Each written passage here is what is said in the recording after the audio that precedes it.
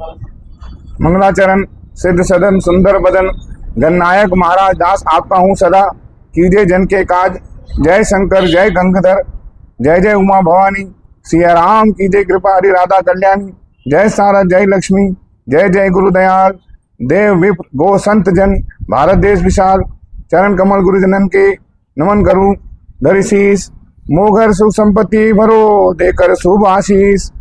माँ शरण हूँ आपको आपकी, दो श्री और संतोष, संत जनन के चरण हित, खर्च होए मम कोष। माँ संतोषी तोष दो, हो भटकन से दूर, तब सेवा में मन। संतोषी माता की कथा प्रारंभ। बोलो संतोषी माता की जय। एक बुढ़िया के 7 बेटे थे, 6 बेटे कमाने वाले थे, एक बेटा निकम्मा था। बुढ़िया माँ 6 पुत्रों को जूठा 7वें को देती थी। 7वां पुत्र अपनी पत्नी से बोला, देखो मेरी माता का मुझ पर कितना प्रेम है। वह बोली, क्यों नहीं, सबका जूठा बचा हुआ तुमको खिलाती है। वह बोला, जब तक आंखों से न देखूं मान नहीं सकता। पत्नी ने हंसकर कहा, देख लोगे तब तो मानोगे। कुछ दिन बाद एक बड़ा त्योहार आया। घर में 7 प्रकार के भोजन और चूरमा के लड्डू बने थे। वह पत्नी की बात जानने के लिए सिरदर्द का बहाना बनाकर पतला सा कपड़ा सिर पर ओढ़कर रसोई घर में जाकर सो गया। कपड़े में से सब देखता रहा। 6 भाई भोजन करने आए। उसने देखा माँ ने उनके लिए सुंदर सुंदर आसन बिछाए, 7 प्रकार की रसोई परोसी और आग्रह करके उन्हें भोजन कराती रही। वो देखता रहा। 6 भाई भोजन करके उठ गए, तब माँ ने उनके थालियों में से लड्डुओं के टुकड़े को उठाया और एक लड्डू बनाया। जूठन साफ कर माँ ने उसे पुकारा, उठ बेटा उठ, तेरे भाइयों ने भोजन कर लिया, तू भी उठकर भोजन कर ले। उसने कहा, माँ मुझे भोजन नहीं करना, मैं परदेश जा रहा हूँ। माता ने कहा, कल जाना हो तो आज ही जा। वो बोला, हाँ हाँ जा रहा हूँ। ये कहकर वह घर से निकल गया। चलते समय उसे पत्नी की याद आई। वह गौशाला में गंडे थाप रही थी। वहां जाकर वह बोला, मेरे पास तो कुछ नहीं है, सो ये अंगूठी है, सो ले लो। मेरे पास क्या है, ये गोबर भरा हाथ है। ये कहकर पत्नी ने उसकी पीठ पर गोबर के हाथ की थाप मार दी। वह चल दिया। चलते चलते दूर देश पे पहुंचा। वहां एक साहूकार की दुकान थी। वहां जाकर बोला, सेठ जी मुझे नौकरी पर रख लो। साहूकार को नौकर की सख्त जरूरत थी। साहूकार ने कहा, काम देखकर तनख्वाह मिलेगी। उसने कहा, सेठ जी जैसा आप ठीक समझे। उसे साहूकार के यहाँ नौकरी मिल गई। वह दिन रात काम करने लगा। कुछ दिन में दुकान का लेन देन, हिसाब किताब, ग्राहकों को माल बेचना, सारा काम करने लगा। साहूकार के 7-8 नौकर थे, वे सब चक्कर खाने लगे। उसने अपनी लगन और परिश्रम और ईमानदारी से सभी को पीछे छोड़ दिया। उसे अपने किए का फल मिला। सेठ ने भी उसका काम देखा और 3 महीने में ही उसे मुनाफे में साझीदार बना लिया। परिश्रम करते करते 12 वर्ष में वो नगर का नामी सेठ बन गया और सेठ अपना सारा कारोबार उस पर छोड़कर बाहर चला गया। इधर उसकी पत्नी पर क्या बीती वो सुने। सास ससुर उसे दुख देने लगे। गृहस्थी का काम करवाकर उसे लकड़ी लेने जंगल में भेजते। इस बीच घर की रोटियों के आटे से जो भूसी निकलती, उसकी रोटी बनाकर रख दी जाती। फूटे नारियल के नारियल में पानी दिया जाता। इस तरह दिन बीतते रहे। एक दिन वो जंगल में लकड़ी लेने जा रही थी, तब उसे रास्ते में बहुत सी स्त्रियां संतोषी माता का व्रत करके दिखाई दी। वो वहां खड़ी होकर पूछने लगी, बहनों ये तुम किस देवता का व्रत करती हो, इसके करने से क्या फल मिलता है, इस व्रत के करने से क्या विधि है। यदि तुम अपने व्रत की इस व्रत का विधान मुझे समझा कर कहोगी तो मैं तुम्हारा बड़ा एहसान मानूंगी। उनमें से एक स्त्री बोली, सुनो ये संतोषी माता का व्रत है, इसके करने से निधनता दरिद्रता का नाश होता है, लक्ष्मी आती है, मन की चिंताएं दूर होती है, घर में सुख होने से मन को प्रसन्नता और शांति मिलती है, निपुति को पुत्र मिलता है, प्रीतम बाहर गया हो तो शीघ्र लौट आता है, कुंवारी कन्या को मनपसंद वर मिलता है, चलता मुकदमा खत्म हो जाता है, क्लेश की निवृत्ति हो, सुख शांति होती है, घर में धन जमा हो, धन जायदाद का लाभ और होता था, और भी मन में जो कुछ कामना हो वह सब संतोषी माता की कृपा से पूरी हो जाती है, इसमें संदेह नहीं है। वो पूछने लगी, यह व्रत कैसे किया जाता है, यह भी बताओ तो बड़ी कृपा होगी। वो स्त्री कहने लगी, बिना परेशानी, श्रद्धा और प्रेम से जितना भी बन सके प्रसाद लेना, 5.25 पैसे से 5.25 आने तथा इससे भी ज्यादा शक्ति और भक्ति के अनुसार गुड़ और चना ले। हर शुक्रवार को निराहार रहकर कथा कहना सुनना, इसके बीच में क्रम नहीं टूटे, लगातार नियम पालन करना, सुनने वाला कोई न मिले तो घी का दीपक जलाकर उसके आगे जल के पात्र को रख तथा कथा कहना, परंतु नियम न टूटे। जब तक कार्य सिद्ध न हो नियम पालन करना है। कार्य सिद्ध हो जाने पर व्रत का उद्यापन करना चाहिए। 3 मास में माता पूरा फल प्रदान करती है। यदि किसी के खोटे ग्रह हो तो वो भी माता एक अवश्य अनुकूल करती हैं। कार्य सिद्ध होने पर उद्यापन करना चाहिए, बीच में नहीं। उद्यापन में 28 से आटे का खाजा, इसी अनुसार खीर तथा चने का साग बनाना, 8 बच्चों को भोजन कराना, जहाँ तक मिले देवर जेठ भाई बंधु कुटुंब लड़के लेना, न मिले तो रिश्तेदारों और पड़ोसियों के लड़के बुलाना, उन्हें भोजन करा, यथाशक्ति दक्षिणा दे, माता का नियम पूरा करना। ध्यान रखना उस दिन घर में कोई खटाई न खाए। यह सुन वो वहां से चल दी। रास्ते में लकड़ी के बोझ को बेच दिया। उन पैसों से गुड़ चना ले माता के व्रत की तैयारी करके आगे चली। रास्ते में संतोषी माता के मंदिर में जा माता के चरणों में लौटने लगी। विनती कर कहने लगी, माँ मैं दीन हूँ, निपट मूर्ख हूँ, व्रत के नियम को कुछ नहीं जानती, मैं बहुत दुखी हूँ। हे माता मेरा दुख दूर कर, मैं तेरी शरण में हूँ। माता को दया आई। एक शुक्रवार बीता, दूसरे शुक्रवार को ही उसके पति का पत्र आया। तीसरे शुक्रवार को उसका भेजा हुआ पैसा आ पहुंचा। ये देखकर जेठानी मुंह सिकोड़ने लगी। इतने दिनों बाद इतना पैसा आया, इसमें क्या बड़ाई है। लड़के ताने देने लगे। काकी के पास अब तो पत्र आने लगे, रुपया आने लगा। अब तो काकी की खातिर बढ़ेगी, अब तो काकी बुलाने से भी नहीं बोलेगी। बेचारी सरलता से कहती, भैया पत्र आए, रुपया आए तो हम सब के लिए अच्छा ही है। ऐसा कहकर आंखों में आंसू भरकर संतोषी माता के मंदिर में जा मातेश्वरी के चरणों में गिरकर रोने लगी। माँ मैंने तुमसे पैसा नहीं मांगा, मुझे पैसे से क्या काम, मुझे तो सुहाग से काम है। मैं तो अपने स्वामी के दर्शन और सेवा मांगती हूँ। तब माता ने प्रसन्न होकर कहा, जा बेटी तेरा स्वामी जल्दी ही आएगा। यह सुन खुशी से बावली होकर वह घर आकर काम करने लगी। संतोषी माँ विचार करने लगी, इस भोली पुत्री को मैंने कह दिया तेरा पति शीघ्र आएगा, पर आएगा कहाँ से, वो तो इसे सपने में भी याद नहीं करता। उसे इसकी याद दिलाने तो मुझे ही जाना पड़ेगा। संतोषी माता ने उस बिटिया के बेटे को सपने में समझाया, पुत्र तेरी घरवाली कष्ट उठा रही है। वह बोला, हाँ माता ये तो मुझे भी मालूम है, परंतु क्या करूँ, वहाँ कैसे जाऊँ। प्रदेश की बात है, लेन देन का सारा हिसाब किताब है, कोई जाने का रास्ता नजर नहीं आता, आप कोई राह दिखाएं, वहाँ कैसे जाऊँ।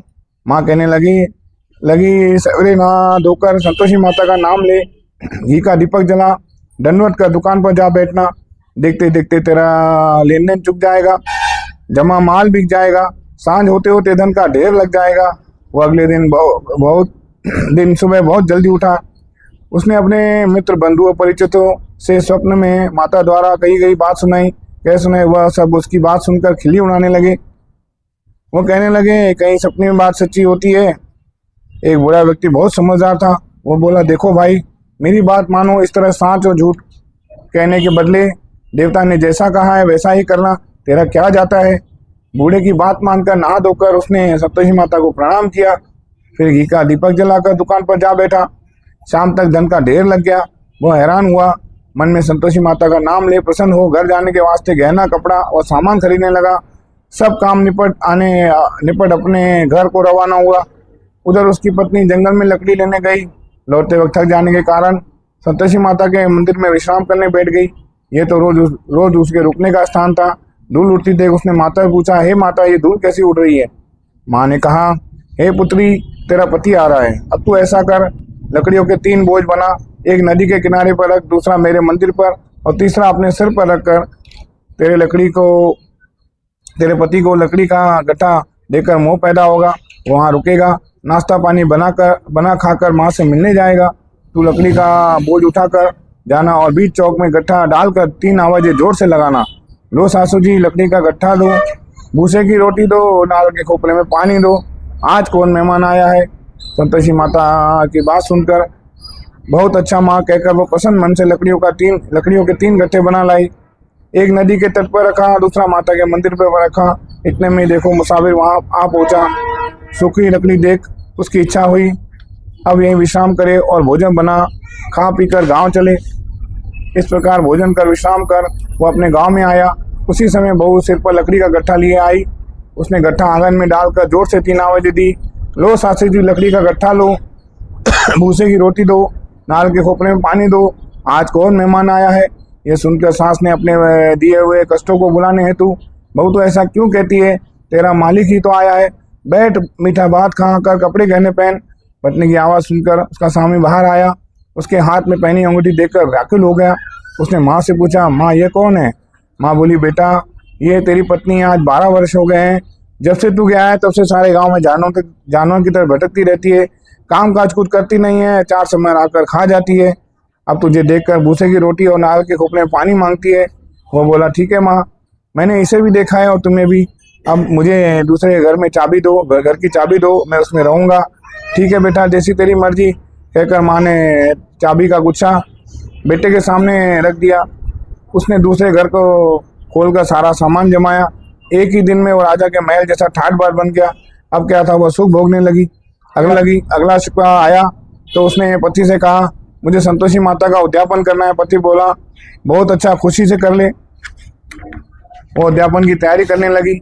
जेठ के लड़कों को भोजन के लिए कहने गई। उन्होंने मंजूर किया, परंतु पीछे से जेठानी ने अपने बच्चों को सिखलाया, देखो रे, भोजन के समय सब लोग खटाई मांगना, जिससे उसका उद्यापन पूरा ना हो। लड़के भोजन करने आए, खीर पेट भर खाई, परंतु बाद आते ही कहने लगे, हमें कुछ खटाई खाने को दो, खीर खाना हमें भाता नहीं है, देखकर अरुचि होती है। लड़के उठ खड़े हुए, बोले, पैसे लाओ। बोली बहू कुछ जानती न थी, उसने उन्हें पैसे दे दिए। लड़कों ने बाजार जाकर उन पैसों से इमली खरीदी और खाई। ये देखकर बहू पर माताजी ने कोप किया। राजा के दूत उसके पति को पकड़कर ले गए।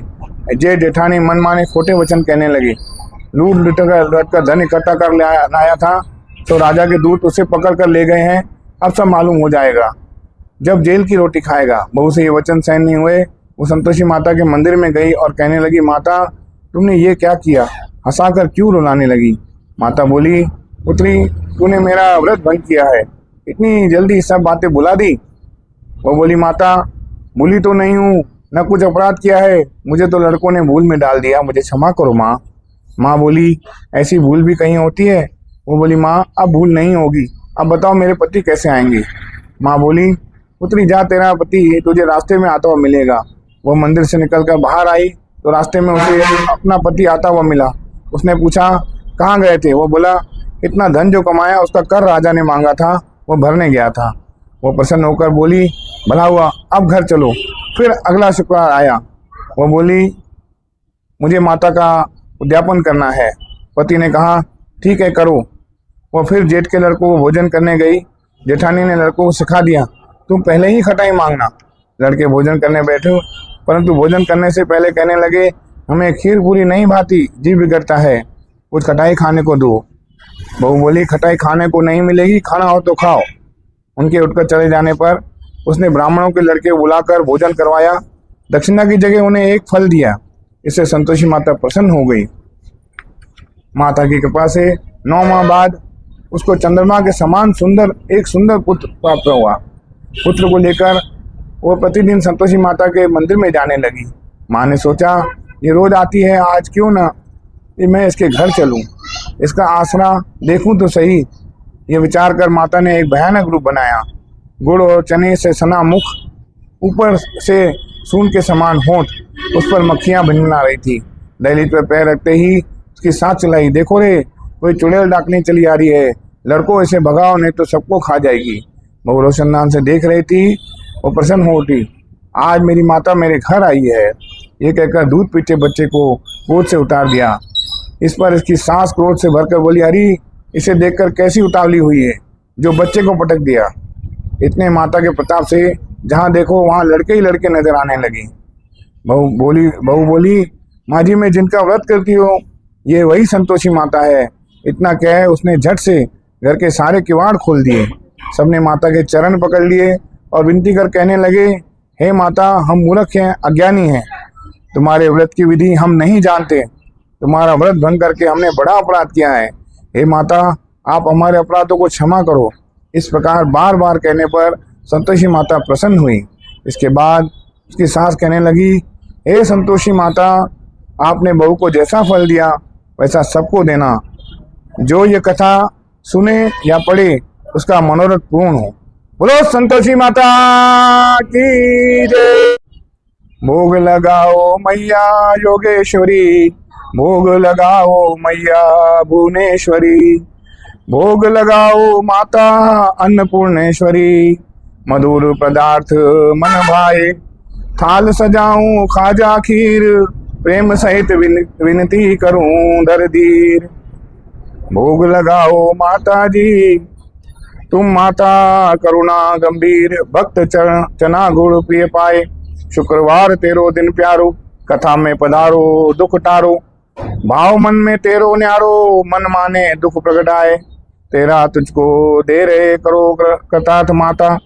भोग लगा माँ कर कृपा, कर परिपूर्ण काज।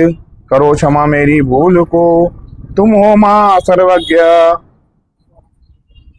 सब विधि अर्पित मात हूँ, मैं बिल्कुल अल्पज्ञ। कुछ न मांगू आपसे, दो हित को पहचान।